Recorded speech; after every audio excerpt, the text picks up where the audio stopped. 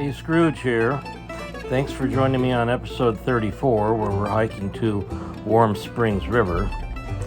We found the blueberries today. That was great. And I'll show you what I had for dinner, although I almost had a little disaster, but it was okay. It turned out great.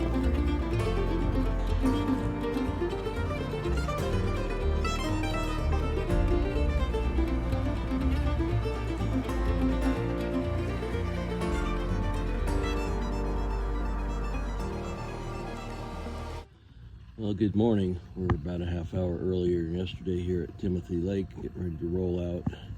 Got a little under 13 to go today with a couple of water stops. And we'll get to Warm Springs today, Wednesday, and getting ready to roll into a Lolly Lake on Friday afternoon, and then head down to Gresham to get circumvented all the way around to Sandy Ann Pass by Sunday. So we'll get some rest coming up. But today it's supposed to be a little cooler, not too bad this morning. It was awfully warm last night. Actually rained last night about 1:30 or so. I had to get up and put the fly on the tent, so that interrupted sleep a little bit. But anyway, not too bad this morning. Feel okay, and we'll get out of here as soon as everything finally gets packed up. Thanks for coming today, and we'll see you down the trail.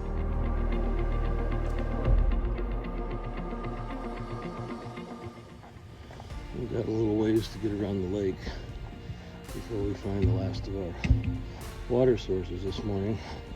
We got about an 8 or 9 mile water carry today to get down to Warm Springs. But a little luck, it'll be a little cooler today. It's awfully pretty around the lake though. Very shady. And clouds are even out today, so it might be a little cooler than was planned, so that's good. Anyway, see you down the trail.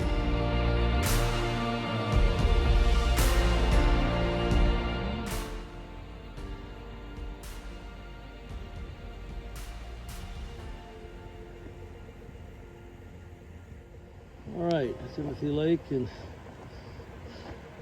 bridge down there, going over our next water source. The trail going into the campground, and we're going to be going straight ahead pretty much up the river a little bit. But we just had some nice trail magic. A young lady stopped and gave us an apple and an orange, so I'm going to go up here and enjoy that and the view. We'll see you down the trail.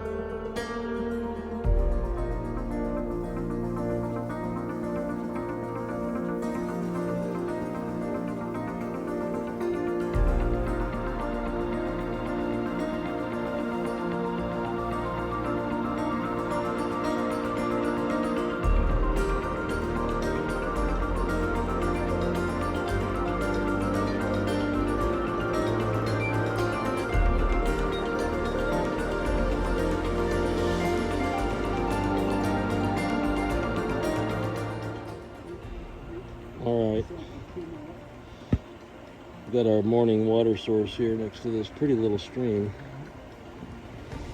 We need more? No. The foam in these little guys here is actually made by a little critter called a spittle bug, and they secrete all this foamy stuff and lay their eggs in there. The actual little insect is kind of like an aphid, really tiny. But you'll see these in grasses and all around everywhere. But this looks like somebody just spit on the bush, but it's from a spittle bug.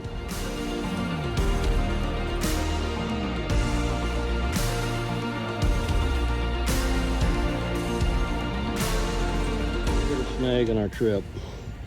We've hit ripe blueberries, and that's going to slow things down quite a bit. So we've had fresh fruit today. Had apples, oranges, blueberries. See what's next. This might be it for a little bit, but it's nice. They're all ripe and a bit sweet.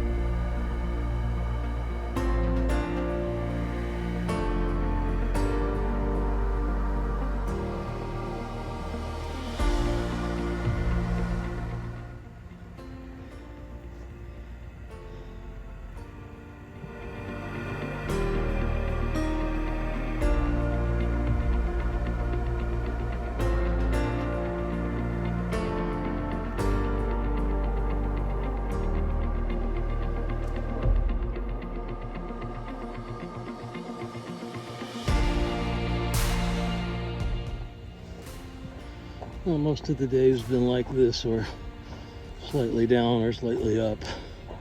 So we're about a mile from the top of the hill, hopefully, and then it's downhill to the Warm Springs River, which is good because it's about 85 degrees out and we could cool off a little bit. But it's pretty. Occasional breeze. Not too breezy up here today. That's a nice day anyway. See you down the trail.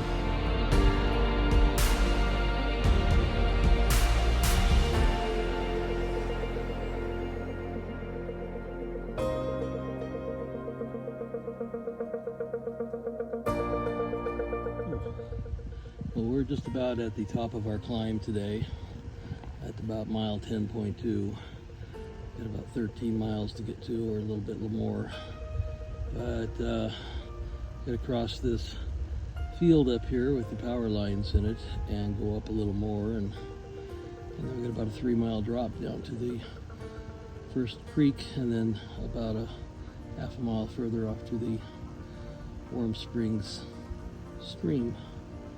So get some more water down there and set up shop and relax a bit. We've done pretty well today. I mean, it was about 6 degrees cooler today, but still pretty warm, and the breeze has just come up, so now we're cooling off, and we've got about a mile of flat and a little up to do, and then it's all downhill, hopefully. Trail's not too bad though. I mean, what they call up here is level down in most parts, so when I see up like we have on the map here, I got a little worried, so, but it's not too bad. But, another beautiful day. Clouds are shifting a little bit over to the west, but we're doing okay. Could use a nap though. Really could use a nap right now. By the time we get there, it'll be time to eat dinner and go to bed. So tomorrow won't be as long, so that'll be good. We just had to push it a little bit today because we didn't go that far down Timothy Lake yesterday. So, and that's a long lake. So anyway, we'll see you down the trail when we get going downhill and not sweating so profusely.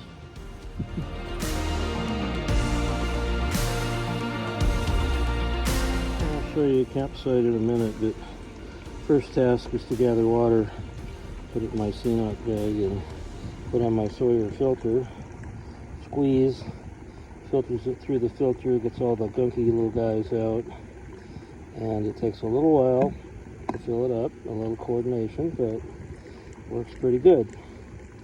Sawyer filters can run you about 30 bucks, but they're worth their weight in gold. The only thing you can't do is let the water inside of it freeze. So when it's cold enough to freeze out, you have to put it in your sleeping bag or someplace like that to keep that from happening. You can back flush it to clean it out, and I'll show you that some other day. But right now I got to get water and get dinner going because it's after 6, and we've hiked 13.5 miles, and our toesies are tired. So got to get going here by 7. So I'll show you our campsite in a minute.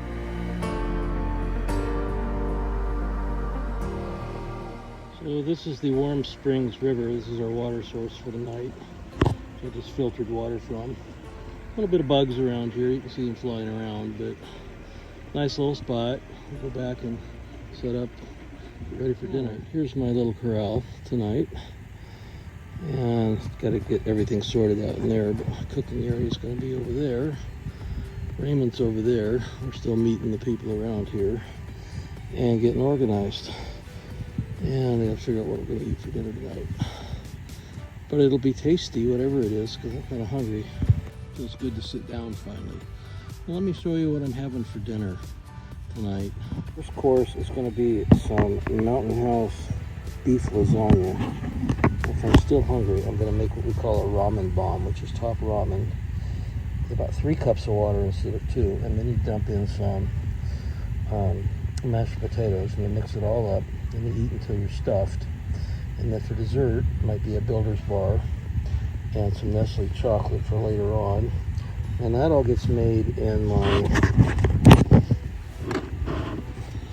very nice jet boil down here, which had a little accident one day. But anyway, I'll put that together for you. And put all that together for you, and I'll also have some Propel with some orange drink tonight. We're not as sanitary as we probably should be. We just kind of have, kind of wipe it off and put it in the boiling hot water though, and sanitize it while it's boiling, getting ready to make the beef lasagna. So, but this is my spork. It's made out of titanium. It does not bend.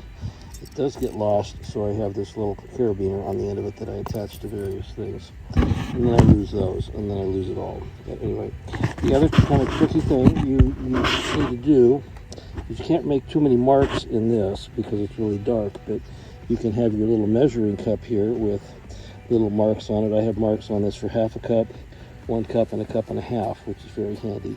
And this also works very nicely for hot chocolate and for oatmeal, but in my pocket I keep my collapsible cup that comes in very handy for everything else. So that just pops up, and I usually have my hot chocolate and things like that. And in the morning, we'll have oatmeal, but we just make that in the package. Try not to get dishes dirty, but tonight we've got a raging creek nearby, so that's helpful. And then I can make my ramen bomb in this jet boil pot, which works pretty well for that. And we have a little mushroom nearby. How nice. Anyway, so I'm going to put my stove together and get going. The stove runs on isobutane, and first things first, I put on its stand because this is very top heavy, and especially if you're cooking on a picnic table, you don't want this to knock over and spill in your lap. So I use this little very light plastic stand on here. And I have seen people accidentally burn themselves badly with a second-degree burn when hot water spills and gets on them. So we'll be safety first. Okay, the little top to the stove fits on, screws on, has this on-off twisty little switch here. It has an automatic button for lighting. These little lines I drew on here to be able to put on the top part and know where the little grooves on the inside fit, where it slides right down there and it doesn't fall off. I often light this with a lighter, and I just don't mess with this little automatic little button because half the time it doesn't work. But it works okay. As a very efficient stove, I can boil water in less. This is really kind of clean, as clean goes out here, so don't crucify me. I'll rinse it out before I use it. But this is the top to my jet boil here, and the little hole in the center is for my French press, which I did not bring on this trip, for coffee in the morning. And when I set this kind of on here like so, after it gets going, I can pour directly out of the spout here, or if I'm having noodles or something, I can dump out the water and cook the noodles in the pot, and that's what I'm just going to light it here. And the other feature that this has that's very nice is this over here will turn bright orange when it starts boiling, all those little flames over there. So that's how that works. And that's the first thing that goes when you have a little fuel accident and you almost burn up your stuff. But we'll talk about that. Okay, so we're going, and probably got a little something on here. Too hot, maybe. I'm going to turn it down a little bit so it doesn't burn the plastic, as it often does. And it just smells really good, but that happens sometimes. I'm going to put this on. When it starts wiggling back and forth, that's how I know that it's boiling, more so than anything else. The other thing on the bottom of my jet boil is my sponge. The other thing I put on the bottom of my jet boil actually is my sponge, which I accidentally cooked. So that's what was smoking. Just leave that in. I probably won't even edit that out because that's pretty humorous. But I'll put that out, and I'll put my liquid back on and get my fire going again. And try that again. Alright, that's how it's supposed to sound. Not like a scissor with a sponge. And unfortunately, that makes it difficult to clean out the top. But I do have another scrubby pad, which I'll use for that. But we'll wait. So, for Mountain House meals, you have to take out the little package in there that keeps all of the moisture out. And you have to put in probably just a little bit more water than they ask for. Put the water in carefully, close it up with your spoon in it, stir it up about every 5 minutes, and let it sit longer than you think, like about 15 minutes, even if you're hungry, so do something else. Inside it looks like that. You got to take out the little packet.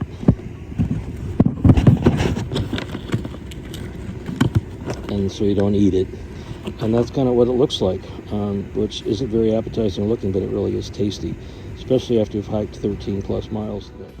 Okay, it's kind of hot to the touch, so it looks like that inside now. It's just kind of mashed up and stirred up. I'm going to leave my spoon in it, seal this up to keep the bugs out, and let it sit for 15 minutes. I still have a clean pot, so what I'm going to do is put about 2 cups of water in that, boil that, and get my ramen going. So you don't have to be real exact on this, since we're going to cook the ramen first, put in the flavor packet, and when that's all kind of, the noodles are done, then I'm just going to dump in the 4 cheese mashed potatoes and stir it all up, and add a little bit more water so it's not quite so pasty. This time I'm not going to put in the burnt sponge on the bottom of my cup. That's going to just go for a little bit. We won't watch it roll in the pot, but we'll get the 4 cheese ready and the ramen ready. We got beef flavor. I'm going to take the packet out. Remember to take the packet out. I'm going to crush up my ramen about that much, dump it in, and after about a minute or so, after about 10 seconds, I'm going to turn the heat off so it doesn't boil over, and just let it sit for about 2 minutes. Now we're collecting the trash here, so we need to close the water, get the trash over by the trash bag. This particular trash bag has features of keeping animals out because the trash doesn't smell. It's smell proof. So put all of our trash in that tonight, and we'll pack all our trash out. Okay, what else we got down here? We don't have any more trash yet. And the water's just starting to boil now, and that's how long it takes. So now I'm going to put in my ramen. Okay, it's going to return to boil here pretty quick. I'm going to turn it off and just let it cook. I don't need to follow the directions, I'm just going to let it cook.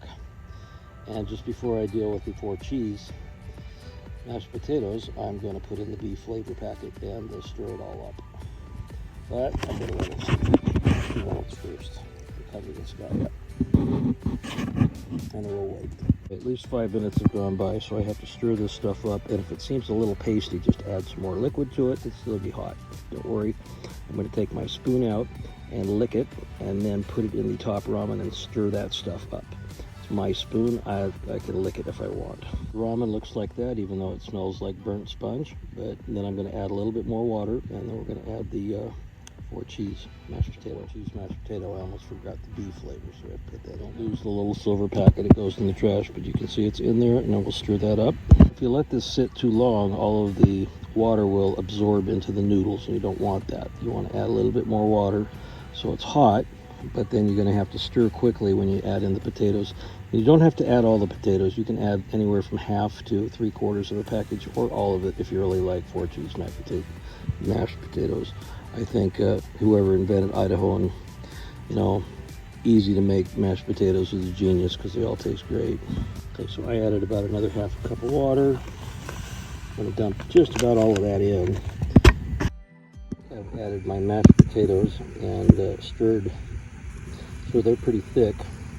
Thick means really thick, but you see the noodles in there and everything.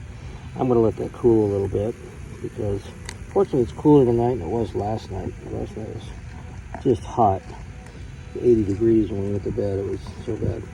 But the lasagna's ready, this is ready. I've got more water to get, and get my drink fixed up here. Have my hot chocolate and bar later, and we'll just sit here and enjoy a drink. And I cook this way. All right, so now that you're done and everything's all cleaned up and your packaging is in the trash, you still have to clean this up. Now, you could go over to the creek and rinse it in the creek and pollute that, and that would be bad, but I'm going to scrape this out the best I can. I'm going to do that one more time. And all that clean, I'm going to add about 1.5 cups of water to that and put it on my stove and warm it up. I'm warming that up. I'm going to save my builder's bar for tomorrow, because I'm pretty full. That was a big dinner. But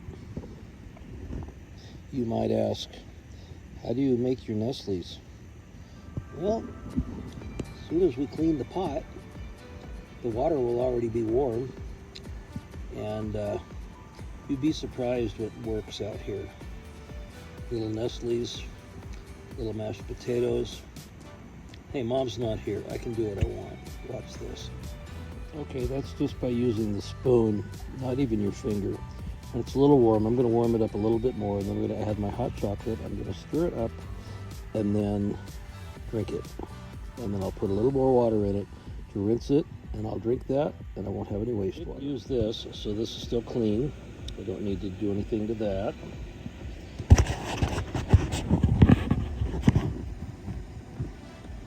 My cup that I usually dip in to get water that I can't reach any other way, didn't use that, so that's clean. My spoon's pretty clean.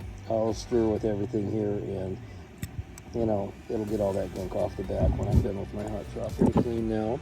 I boiled it in the hot chocolate water, and we'll use that tomorrow for breakfast. Added the hot chocolate. Now I'll put in my clean spoon and give it all a stir.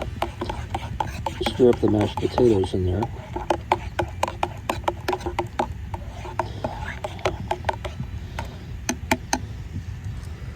Lick it off, and you're good to go for breakfast.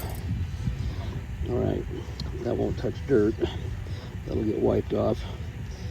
And usually I will wipe this out if I have something to clean it with, or I'll give it a quick little rinse with a little bit of water, and then let's let it dry, and it'll add to the hot chocolate in the morning. When I have oatmeal, I boil the water in the morning.